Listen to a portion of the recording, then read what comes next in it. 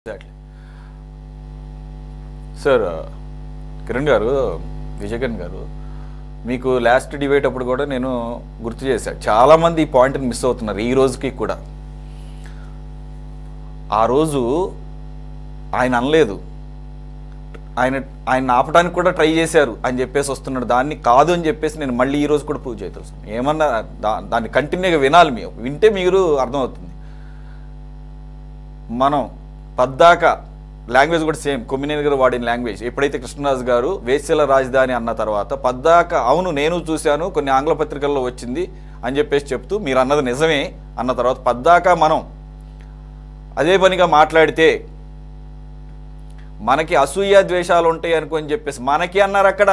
మనకి ఈ పాయింట్ని ఎందుకని సుప్రీంకోర్టులో నేను అదే చెప్పింది ఆ రోజు కూడా.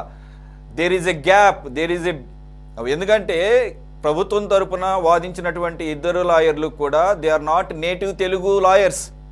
సిద్ధార్థ లూత్రా అవ్వచ్చు, లేదంటే కనుక రోహత్గి అవ్వచ్చు. అక్కడ ట్రాన్స్లేషన్ క్లియర్గా అదే అంటున్నాను. అక్కడెక్కడో ఒక పాయింట్ని ఇచ్చారు, ఆయన కంటిన్యూగా దాన్ని కంటిన్యూ చేశారు. మనం ఈ రకంగా మాట్లాడితే రాజధాని మీద మనకి అసూయ, ఈ పదాలు కూడా చూడండి, నోట్ చేసుకోండి. మీకు ఆ రోజు కూడా చెప్పాను సార్ కిరణ్ గారు. I'm repeating it once again and again. ఆయన దీంట్లో పాలు పంచుకున్నాడు కొమ్మినేని గారు. I can prove it. నేను ఇప్పుడు చెప్తున్నాను. నేను చాలా వరకు ఆయన అనలేదు కదా, ఆయన అలా మాట్లాడొద్దులేండి అని వారించబోయారు అని చెప్పేసి అన్నారు. కోటేశ్వర గారు మాత్రం క్లియర్గా చెప్పారు ఆయన పాత్ర ఆయన సరిగ్గా నిర్వర్తించలేదని. కానీ చాలామంది విశ్లేషకులు కానీ, చాలామంది మిగిలిన డిబేట్స్లో కానీ, ఈవెన్ ఈ ఏదైతే ఒక ఆరోపణ ఉందో ఎల్లో మీడియా అని చెప్పేసి ఆ ఛానల్స్లో కానీ ఈ పదాన్ని మర్చిపోతున్నారు. ఆయన మనం పద్దాక ఆ రకంగా మాట్లాడితే మనకు అసూయ ఉంటుంది. కొమ్మినేనికి ఎందుకు అసూయ ఉండాలి? ఈ అంశాన్ని కోర్టు పరిగణలో తీసుకోపోవడంలో మీ లాయర్లు ఫెయిల్ అయ్యారు. ఇది నేను చెప్పదలుచుకుంది. రెండోది, ఇక్కడ కొమ్మినేని గారి అంశం వేరు, కృష్ణరాజు గారి అంశం వేరు. ఏది as far as courts are observed. Koteswara గారు కూడా అదే అన్నారు. అలాగే ఆయన మీద పెట్టిన సెక్షన్లు కూడా కరెక్ట్ కాదు అని అనిపిస్తుంది, అంటే ప్రొవోకింగ్. కానీ అలాగని చెప్పేసి పెట్టకూడదంటే పెట్టొచ్చు, ఎందుకంటే రాజధాని ప్రాంతంలో ఎవరైనా పెట్టొచ్చు. ఆయన రాజధాని ప్రాంతాన్ని మొత్తాన్ని కలగలిపేసి ఆ మాట మాట్లాడాడు కాబట్టి every section of people has got the right to file a case on him. SC ST వాళ్ళకు మనోభావాలు దెబ్బతిన్నాయి. దానికి సంబంధించినటువంటి మహిళ శిరీష గారు అనుకుంటే, నాకు గుర్తులేదు, ఆవిడ వెళ్ళి కేసు పెట్టారు. సరే, అది సెక్షన్ నిలబడలేదు, అది వేరే విషయం. నేనేమంటున్నానంటే ఈ రకంగా జర్నలిస్టులు విడిపోయి ఇప్పుడు క్లియర్గా చెప్పేశారు కోటేశ్వర గారు. అంతకుముందు అసోసియేట్ అయినటువంటి సాక్షితో అసోసియేట్, వైసీపీతో అసోసియేట్ అయినటువంటి జర్నలిస్టులు మాత్రమే కేటగిరీగా సెక్షనైజ్ అయిపోయి అక్కడ పెట్టినటువంటి ఒక సెపరేట్ ఇది.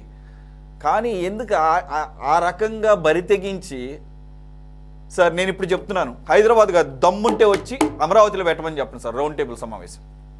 ఇదే జర్నలిస్టులకి అక్కడ అంతా మేధావులే ఉన్నారు. I'm challenging now.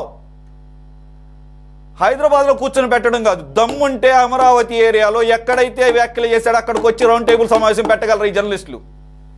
What is a sir, అవునా కదా సార్? ఇప్పుడు రౌండ్ టేబుల్ సమావేశం పెట్టిన వాళ్ళంతా కూడా సాక్షి ఛానల్తో అసోసియేట్ అయిన వాళ్ళు, లేదా వైఎస్ఆర్ కాంగ్రెస్ పార్టీతో అసోసియేట్ అయిన వాళ్ళు. ఆ అసోసియేషన్ ఏదైతే వైఎస్ఆర్ కాంగ్రెస్ పార్టీ, సాక్షి ఛానల్ అసోసియేట్ పీపుల్ అంతా కూడా కొమ్మినేని గారు ఏ విధంగా మాట్లాడతారో, రాజు గారు ఏ విధంగా మాట్లాడతారో అదే విధంగా మాట్లాడతారు. వాళ్ళ దగ్గర నుంచి కొత్తగా మనం ఎక్స్పెక్ట్ చేయాల్సినటువంటి అవసరం లేదు. ఈ నీలి మీడియా, కూలి మీడియా, ఇందాక రెడ్డి గారు ఏదో చెప్తా ఉన్నారు,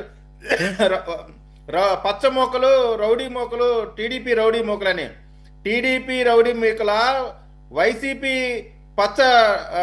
వైసీపీ నీలి మీడియా మెయింటైన్ చేసినటువంటి వైసీపీ వాళ్ళు రౌడీ మోకల ప్రజలందరికీ తెలుసు.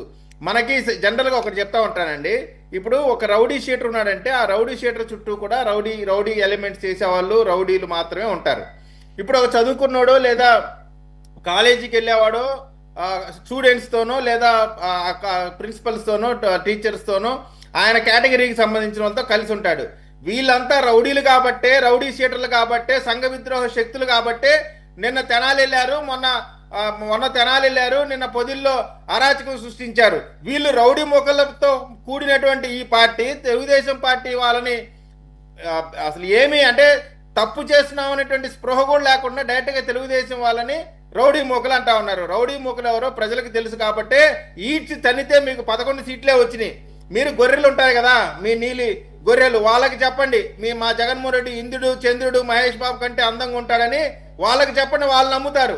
మాకు చెప్తే ఎట్లా? ప్రజలందరూ కూడా, ఆంధ్రప్రదేశ్ ప్రజలందరూ కూడా మీ బతుకేందో వైసీపీ పరిపాలన ఎంతో స్పష్టంగా అర్థమైంది కాబట్టి ఈడ్చి కొడితే 11 సీట్లు రావడమే కాకుండా ప్రతిపక్ష హోదా కోసం యాచించుకునే స్టేజ్కి మీరు వచ్చారు.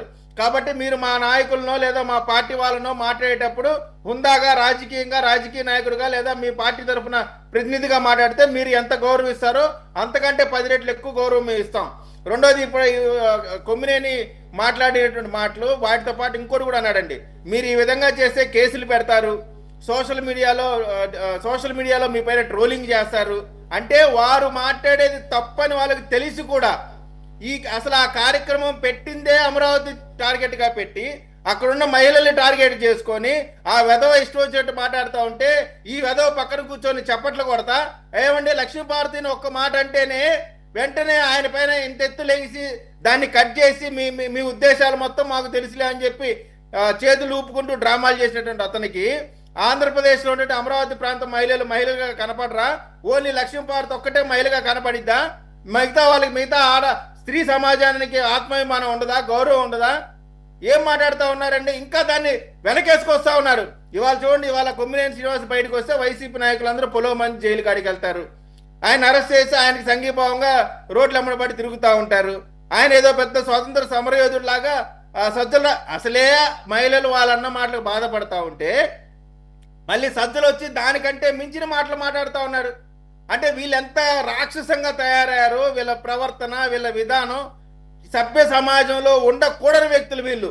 నాకు తెలిసి అసలు వీళ్ళని ఆంధ్రప్రదేశ్ రాష్ట్రం నుంచి బహిష్కరణ చేయడానికి పూర్తిగా వీళ్ళు ఎలిజిబుల్ పర్సన్స్ అని స్పష్టంగా ప్రజలు చెప్తా ఉన్నారు. అది ఎట్లా మీరు అంటారు కానీ ఈ ప్రజాస్వామ్య కుదరదు సార్. అంటే ఇప్పుడు వాళ్ళు మాట్లాడే విధానం, ఇప్పుడు అసలే గాయపడి ఉన్న వాళ్ళని సజ్జల రామకృష్ణుడు ఆ విధమైన మాటలు మాట్లాడొచ్చండి.